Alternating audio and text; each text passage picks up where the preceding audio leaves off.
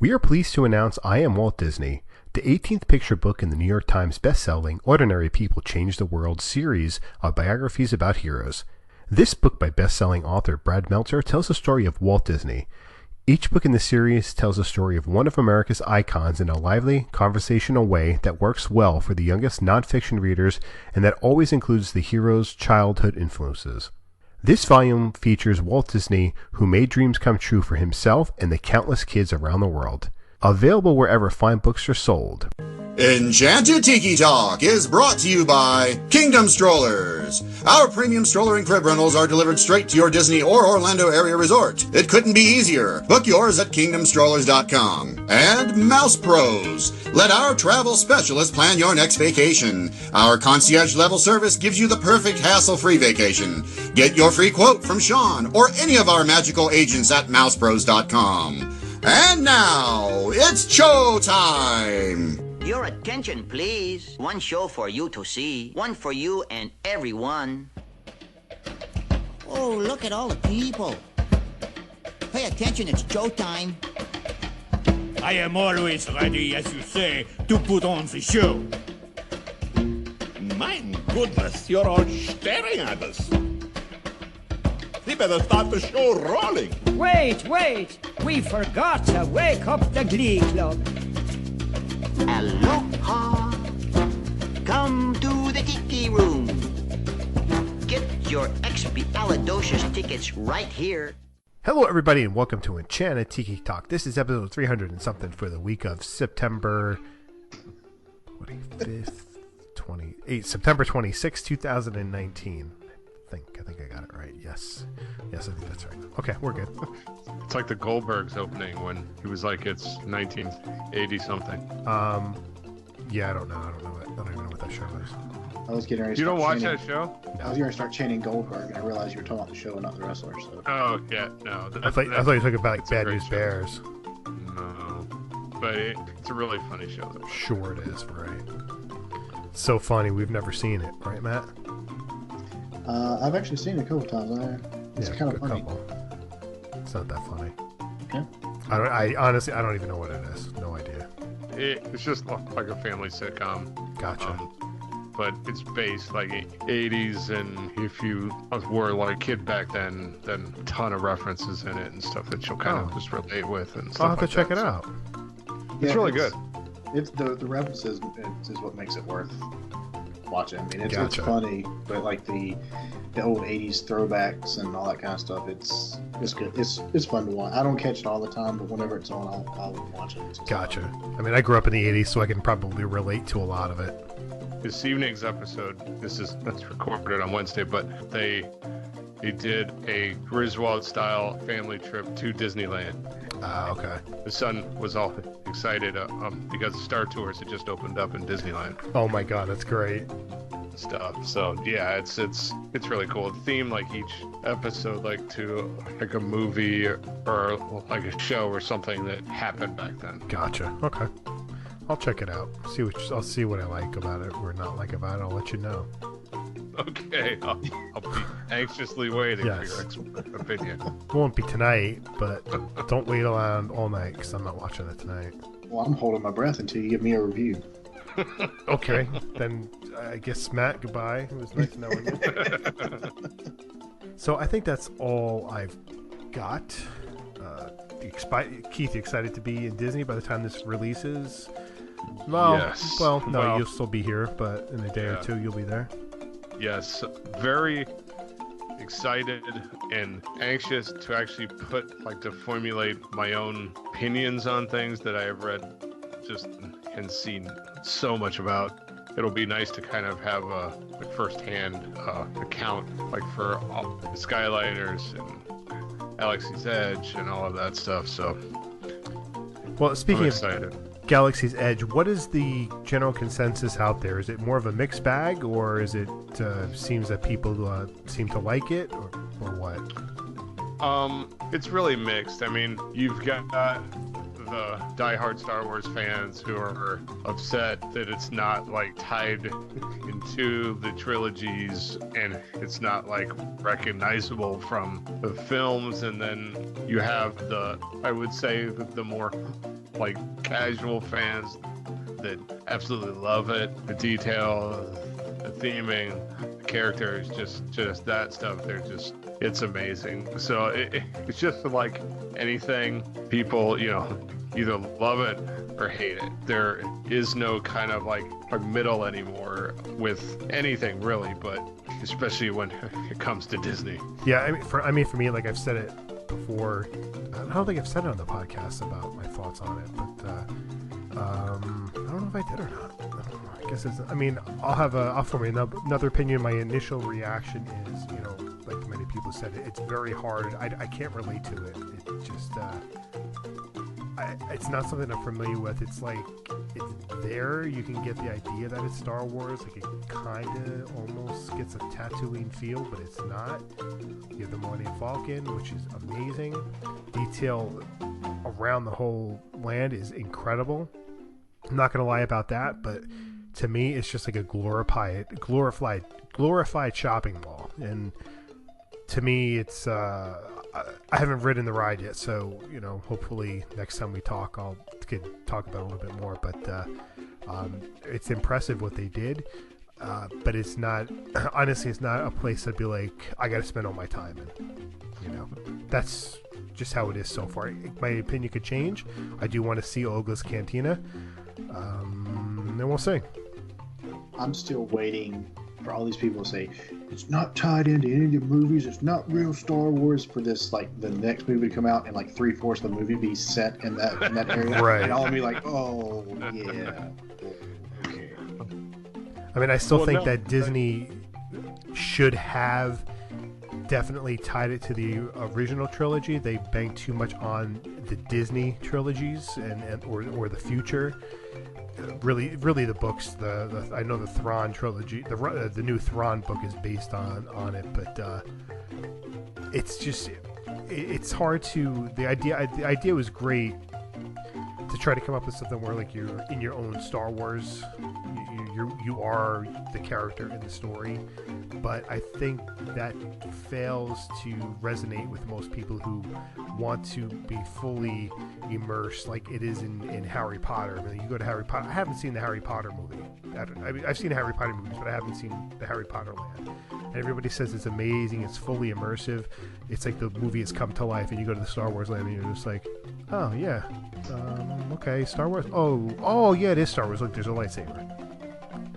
So, there's Chewbacca and Stormtroopers. What else do you want to make you feel like Star Wars? I guess I kind of get it, but I kind of don't. Listen, I grew up as a Star Wars fan. As an 8-year-old, I lived and breathed Star Wars. And seeing Star Tours for the first time was incredible.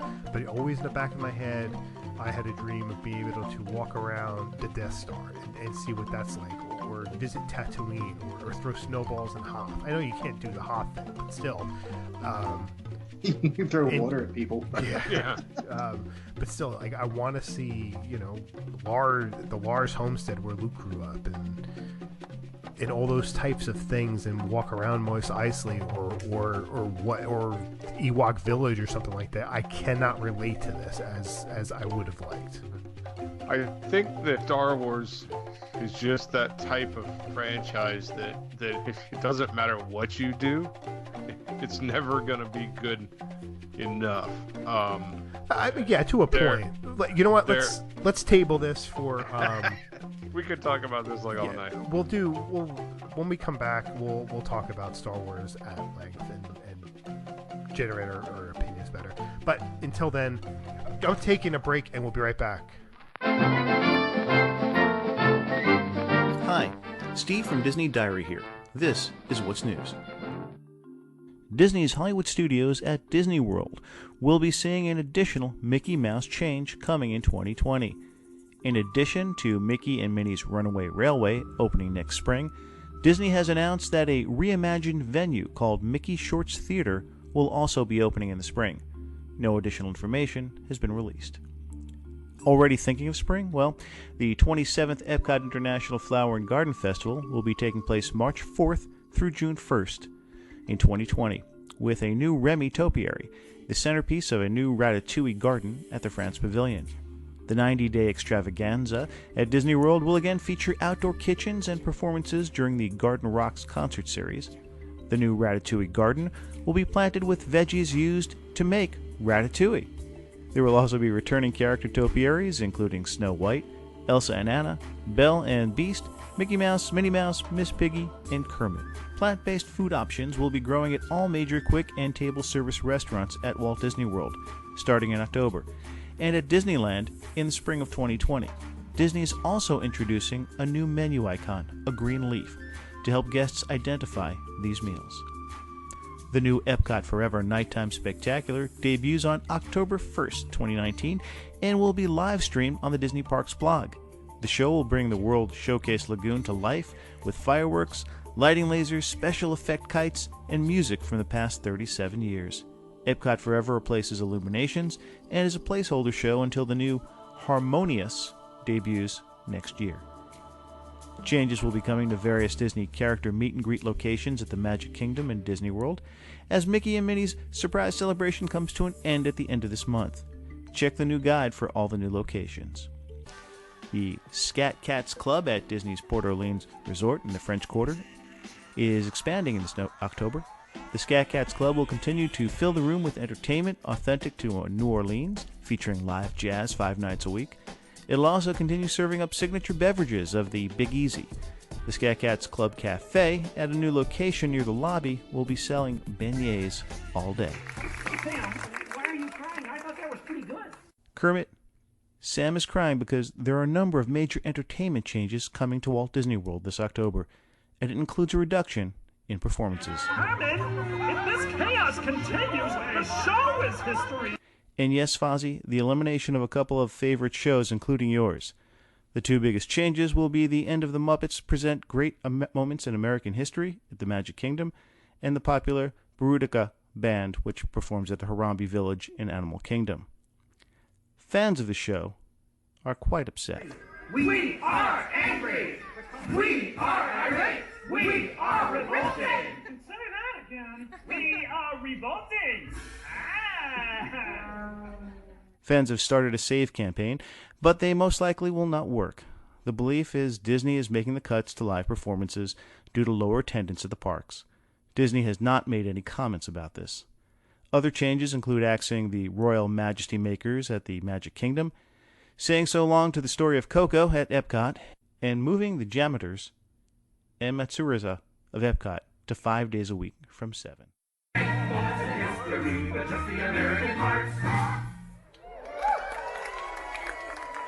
everyone. We couldn't have done it without you. Please visit us at DisneyDiary.com for the latest news. You can also follow us on Facebook, Instagram, and Twitter at Disney Diary. Now, back to the Tiki Hut. All right, we are back from break. I want to thank Steve for the news again this week. Check out Disney Diary for all your Disney news. Thanks again, Steve.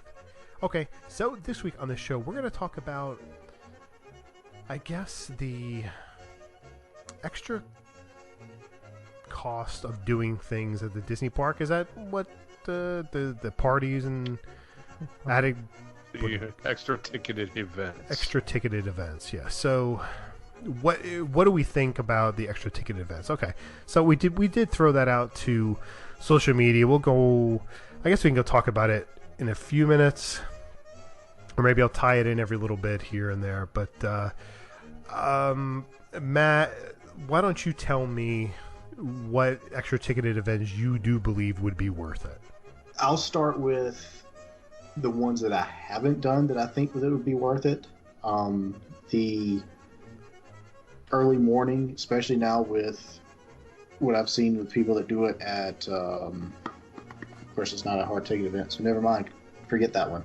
But when they do it in the Animal Kingdom, you know, get to go in and hit Pandora a couple times, and you know, that to me I think would be worth it, as well as the most when they do it at night.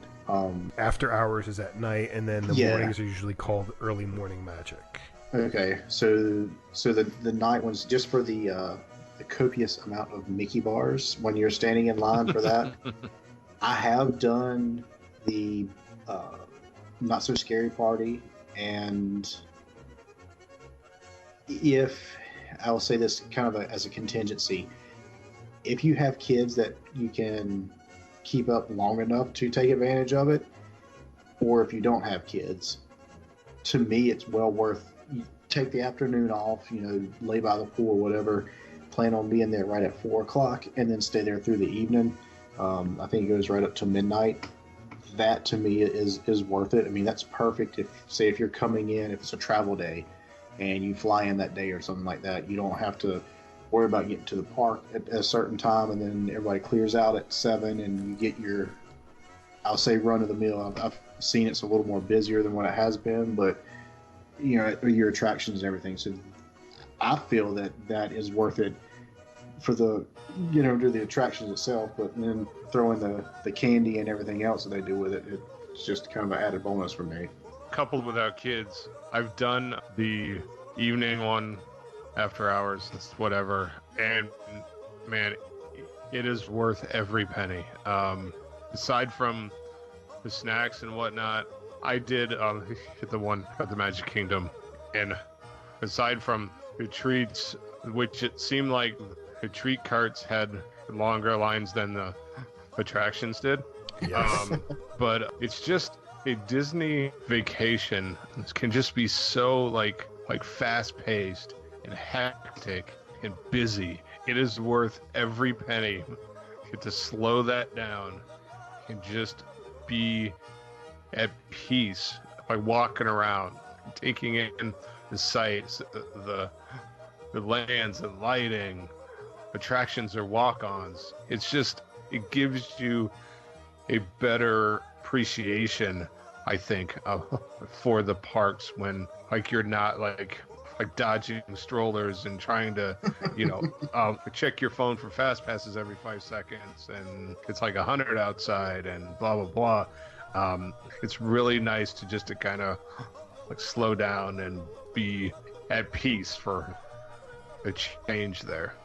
Yeah, so I've done both of them, and I've done the morning magic at the Magic Kingdom, and I've done the after hours at the Magic Kingdom. And doing the morning the magic one was great because Connor was at the perfect age where he would be able to do absolutely everything there, and it was a lot of fun. We got to do the mine train. We did 9 times in the morning. Which, you're not going to be able to do that probably 9 times in an entire trip. So, getting up early and getting into there and taking advantage of that was definitely worth it. Doing the after hours event, I think, was worth it as well, but doing it when you're only there for a shorter period of time, for a weekend or something like that. I think if you're there for a week, I don't think you necessarily need to do that. But it all depends. If you want to spend that kind of money, if you're just a couple or maybe you're going by yourself, I would definitely do it. But I think once you get into, if you're going with a 3-year-old, a 5-year-old, and an 8-year-old, maybe it's not worth it doing the after hours event. It's better suited probably for older people, for older kids, not necessarily for the younger kids. Hey, you whippersnapper! What are you doing? So, in that regard, yeah, I mean, I do think it's worth it. I honestly, if I'm going to speak honestly, I'm going to tell you, I would much rather do an after-hours event than the Halloween or Christmas party, just because you're not dealing with the massive amount of crowds that you do with those parties. And those parties are fun, yeah. If you do I think the parties you do once, and I think you're kind of good, but I think the after-hours event is something that you can do over and over and over again and not get bored of it. Because listen, you're going to Disney anyway. You're spending $100 to get into there for the day, and a lot of people might only hit 5 or 6 attractions during the day, and you could do 5 or 6 attractions in an hour in the after-hours event. So, in that regard, yeah, the after-hours events are worth it. And you brought up the parties. I've done the Christmas party. Absolutely loved it. It was worth to do once. The parties are such a different kind of a beast, I guess. They put so much into those parties with exclusive stuff like meet and greets, merch, food and snacks, fireworks shows. And if you get a crowded night, you still do. I have to pick and choose what stuff is a priority for you. If it's getting, pictures with the exclusive characters, you could be like waiting in a line for like 2 hours for that character. Yep. Which is pretty much. Hello? Oh, said he must have just dropped. So he left. Yeah, so like keep just saying, a lot of times it does. You can wait a long time, because I remember we went to see, I think it was Donald Duck during the Christmas party, and we did like 55 minutes, and it wasn't like it was a whole lot of people there either. Well, I did notice that with we've done Not So Scary twice, and of course the characters that you want to see together are the ones that are got the huge weight. So Jack and Sally, the picture with Snow White and all the dwarfs together. The main ones that you would really want to see are the ones that you can't get to. It's just a massive line, and so yeah, I can see that part of it. But I'll also say that when we went to the Halloween parties, we didn't have meet and greets. It was not a priority. It was trying to get some candy and do some rides, and we did fairly well with both of those. So the Christmas party, to me, I would like to go, but the cookies and hot chocolate doesn't have as much of an appeal to me as the candy. No, it does. It's not as good. I mean, the hot chocolate in Florida just doesn't have that. I mean, yes, I know it can get cool some nights down in Florida, but it's still not cold enough for hot chocolate. So that doesn't really appeal to me. And I guess we'll lump them in the dessert parties. Those things, to me, that just seems like a waste of money to me. I mean, they do not at all seem like it's worth the extra coin you have to pay out just so you can sit a little bit closer. And yes, the food looks great, but there's only so much of that stuff that you can eat because it is so sweet or whatever that you wouldn't be able to eat enough to justify what you're paying. Yeah, those dessert parties, those things I don't understand at all, especially now with the cost that's going up to, I think it's going up to $100 now, I think, right? $99? Yeah, something like that. One by Tomorrowland. Yeah, I just can't see, how could, listen, they're not targeting us. And a lot of times people that do those dessert parties are people who've never been to Disney World before, and they just think it's something extra. But listen, you're going to family of 4, so 2 adults, 2 kids, so 200. I think the kids were like 70, so $340 for an hour and a half thing of just dessert. For $40, you can go get treats at the confectionery and just and get better treats in some regard. I mean, you're not really drinking alcohol over there, and how much sweet stuff can you eat anyway? So, I mean, with that price, I'd much rather go to California Grill or something like that and watch the fireworks from there. But hey, that's just me. Yeah, the one that really gets me is the dessert party they have at Not So Scary. So you're paying to get in Not So Scary, and then you're paying for the dessert party. That blew my mind when I saw that come out. Yeah, you're like over $200 and you're for a 6-hour event. I mean, that's just crazy. Yeah, like I've never really. Okay. He got kicked again. Yeah. I lost my train of thought. Yeah, it keeps bouncing up. I lost my train of thought, but the other parties that the other added things that I would say that are definitely worth it stepping away from dessert parties was that I did the Keys to the Kingdom tour. That's an extra ticketed event. I definitely enjoyed that. I didn't pay for it. I did it with the agency, but I thought I would do it again in a heartbeat. I thought it was worth it. I would love to do some of the other tours. So I think focusing on some of the tours, especially if you've been there so many times and you want a different type of experience, do one of the tours. Yeah, I would agree with that. The tours really appeal to me. The only issue I have with some of them is they're so long. You're wasting I won't say wasting. You're losing a day you know, to have in the parks or whatever. But still, I would love to do a lot of those, some of those tours and stuff, especially Keys of the Kingdom, the ones with the transit behind the steam or something like that. And behind the scenes over at Living with the Land, I think would be awesome to do. But those tours look really awesome. Yeah, I would love to do all those. I really would like to do the holiday one. They get to go and see how they do all the holiday lights and the backstage of that, or do the ultimate one where they visit all the 4 parks. I think it's like an 8-hour tour. I'd love to do that one as well.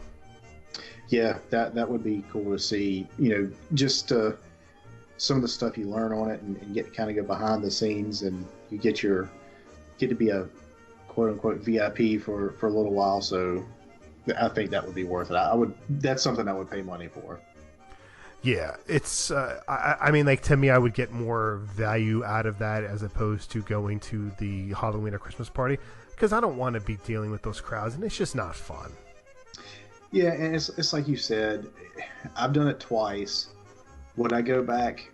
Sure, if I had the chance. Is it high on my list to go back? Probably not.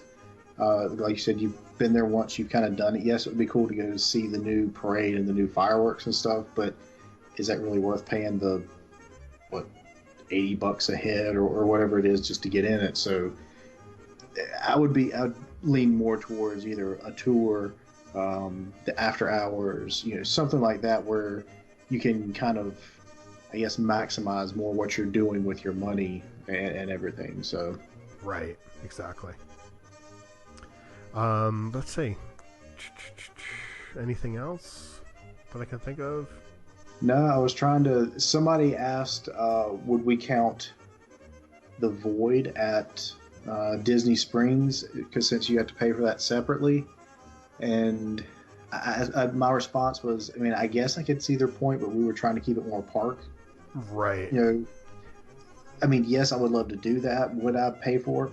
Probably not, because again, it's one of those things where my time's already limited enough as it is, and you know, 1, getting out to the Springs, and 2, taking time to do that. I don't know if I would be able to pull all that off or see the benefit of doing that. Right. Yeah, I agree. All right. So I'll go over to Facebook. Jeff Borger. If you go early enough in the season for the Halloween party, it's a pretty good deal. I've never tried the after-hour events. And then Mackenzie, the Timo, says, we have done the Halloween party when it first begins. I would love to try the Christmas party early in the season. See, early in the season for Halloween, I just can't get into that in November. August. Yeah. Yeah, it's like 110. And you're in a costume trying to walk around the park. It's not for me. Yeah. Then Mackenzie says, I prefer after hours over the parties, less crowded and sometimes a cheaper price. Yeah, I mean, because I think it's like $125 or $135, and if you're a DVC or annual pass holder, you get like $25 off. So in some regards, you can definitely save money, and you still get in the park about 5 hours. Mm-hmm. So you break it down, you know, you're looking at least 25, you know, on average like $25 an hour to do that. But you're going to do a lot more. The only time you might have 2 attractions that will be longer, but for the most part, you're going to walk on and do most of the rides.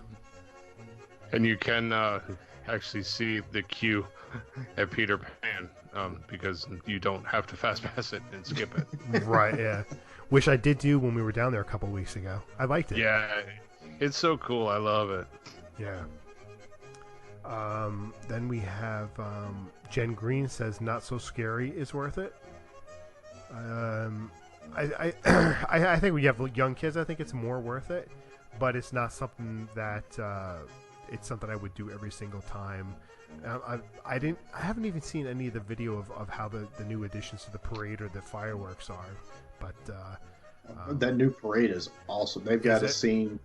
They've got a scene with the bride from the attic of Haunted Mansion, and it literally is. It looks like she's floating down Main Street. It's really cool the way they did that. So so that part they've added.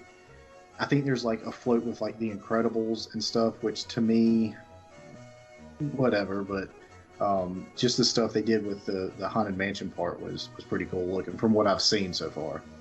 Right. Let's see. I'm going to go over to. I like when they change it up. I mean, I think they should be constantly changing it up and keeping it fresh and new. You know. Yeah, the previous show. We went when my oldest, so 5 years ago, and they had been running the same fireworks show and the same parade and everything. So, and they just changed that. So, yeah, it's been. I don't know, probably 10 plus years before they had changed the parade part. Right. The fireworks show, I think they had changed last year when they added Hocus Pocus or whatever. So, gotcha. Okay, Twitter, DVC Mary says, COP dinner package tours are not an event, but well worth it if you want to add a little extra magic. Our faves are Caring for Giants and the one for LWTL. I don't know what that is. Living with the Land. Okay.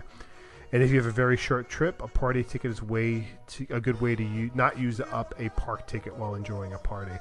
Which, yeah, I mean, with current Disney prices to get into a park, realistically, yeah, you could do that if you're going for 5 days, get a 4-day pass and go do a Halloween party or a Christmas party, because you can get into the park at 4 o'clock. Right. Yeah, and do like Springs or a pool day or something. Right, exactly. Well, I wouldn't really do a pool day, but I would do Springs. Safari Mike says, I love extra magic hours at DAC. Walk on everything for 3 hours. Yeah, it's that's something I would like to do. I wish I didn't get sick on Flight of Passage, and I would do it more. But and that park is so spread out, so it takes a little bit longer to walk on. But yeah, you could do everything in that park 1 or 2 times. Brian Appleman says, nothing is worth the cost if it involves food and you have kids who are not big eaters. I haven't attended any lately, most due to price list, but people really seem to enjoy the Villains event my last visit. Yeah, the Villains event, I know that was pretty. That was even higher than the Halloween and the... Well, it was like one day, it was like a random, I think it was like a Thursday or something they did it, wasn't it? Is that the same thing I'm thinking of? No, they were doing this over the summer. Okay. Yeah. Okay. I think it was almost like $200. I mean, it was like... Yeah, it wasn't cheap. It was really expensive for that one. Meg says they're going to keep raising prices. They may as well move to those season passes for the Halloween party and Christmas party. Yeah, I mean, they're not bad. I mean, I think it was like $250 or $300 for all the parties, Halloween parties, except for Halloween night. And really, that's not a bad price if you love the Halloween parties. But then again, and if you're close enough to go to multiple, because I mean, I can't see, like for me, for instance, if I buy that, I'm not going to fly down to Florida multiple times in 2 months, right? To make use of that ticket, so you would have to be a local to take advantage of that more or less. Yep, exactly. Well, and then you just go and get like a bunch of candy and pass it out at your house, so you save on store-bought candy. You could just go up to the park and get your bag full and take home and pass it out. Yeah. Are you really saving money that way?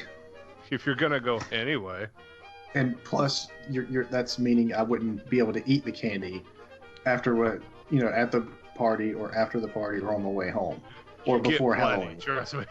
Oh, I know. Get like a ton of candy at those things. Disney Dads UK. I plan on paying for Magic Kingdom after hours next time we go. However, I plan to accept the cost by smuggling out Mickey bars to sell on the black market. If he can keep them frozen, that is genius. It is. Yeah. I mean, because I was taking water bottles. I mean, it took like 6 water bottles back out of there. Oh, yeah, so did I. Because they're so expensive. So, Kenny, let's see, Kakamo? That's good. For family, none. Back in the day, dessert and hard tickets were worth it. Now over 100, don't see the value anymore.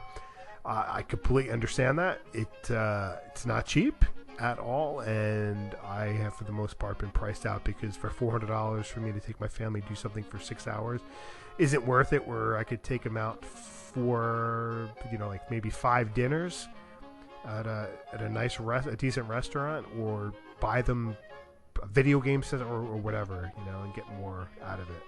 But we also go a lot, so them not going to a Halloween or Christmas party isn't going to kill them. Pandora OG, if you got an AP, none of these are worth the extra cost. Frankly, I think Disney is holding out on Night Parade because people are willing to shell out extra cash to see them only at a party event. That's a good thought. That's probably true. Yeah. Last one is Shawn Nichols.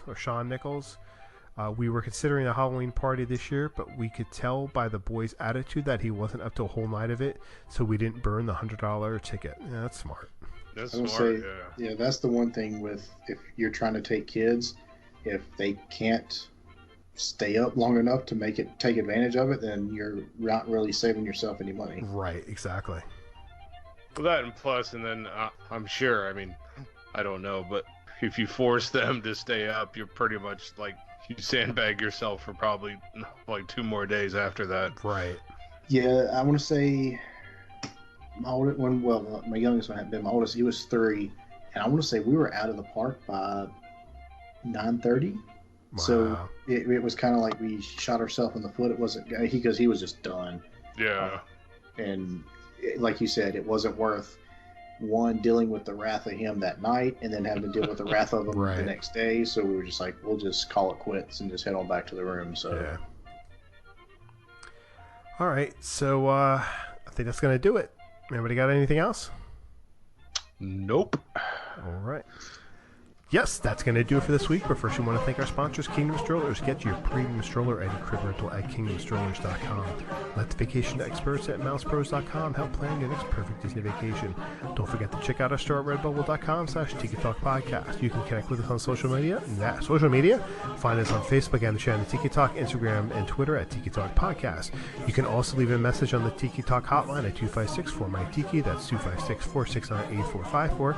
If you enjoyed the show, please take the time to rate us on iTunes. You can find me on Twitter at 1 Minute Disney Dream. That's 1MIN Disney Dream, mouseworldvacations.com, and mousepros.com. And you can find me on Twitter and on Instagram at DoleWhipDaily. I'm on Twitter at GoesDopey, and Instagram is MPolly579. And for all those who are still listening, check out Steve at Disney Diar. Thank you for tuning in. Alan, take it away. Thanks for listening this week. For Sean and Keith, I'm Alan, and this has been Enchanted Tiki Talk. Aloha. Say Birdico. And I'm leaving on a jet plane. Don't know when I'll be back again. Oh, wait. Yes, I do. Wednesday, because I have to go to work. Wow. Womp. Enchanted Tiki Talk has been brought to you by mousepros.com. Let us plan your perfect Disney vacation. And by kingdomstrollers.com for all your premium stroller and crib rental needs. For all of us here, I'm David Benter. Thanks for listening to Enchanted Tiki Talk.